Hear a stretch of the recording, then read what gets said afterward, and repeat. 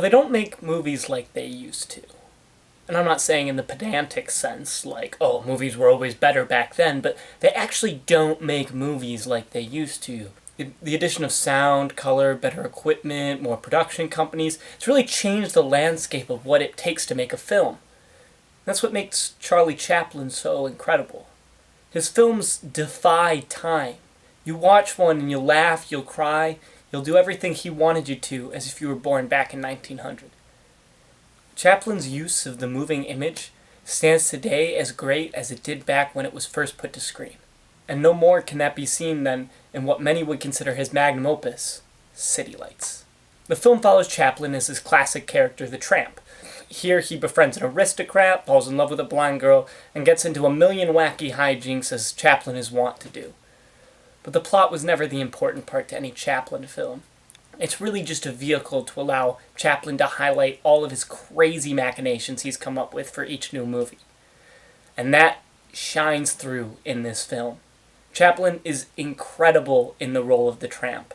I mean, obviously, he wrote, starred, directed, and put everything else into this film, and it shows as each piece is delicately put together to ensure the best product possible.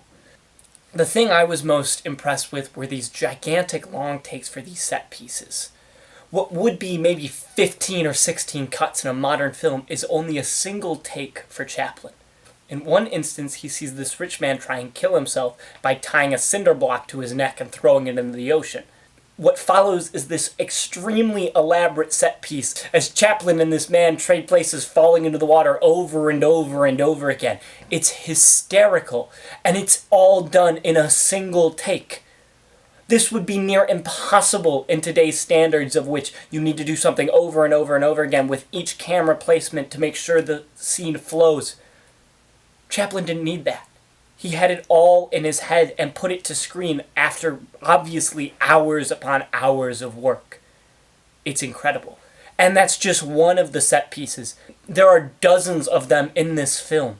To say that this movie is jam-packed with care and effort is an understatement.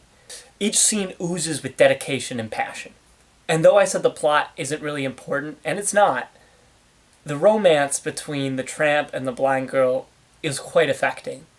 Both characters are vulnerable in every scene they're in together, and it really seems like Chaplin was drawing on something truly special when he wrote these characters. As for negatives, none. It's a Chaplin film. But I digress. I don't want to just blanket statement what he's done. I will say it's really hard to find a flaw in this movie.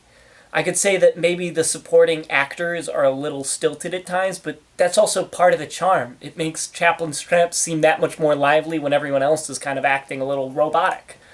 Even the flaws of this movie end up being a positive in some capacity. The standout moments of this movie you've probably actually seen before, because they've been used in highlight reels of amazing films for decades at this point. But I'll repeat them anyways, just for fun. The boxing match is unbelievable. Chaplin is frenetic, energetic, and spontaneous as he weaves around this boxing ring. It really makes you appreciate physical comedy, which kind of has been lost in this day and age. And I'd like to make a shout out to the final scene as well. It ties the entire film together and it buttons up the romance. And it's kind of the perfect ending to this movie.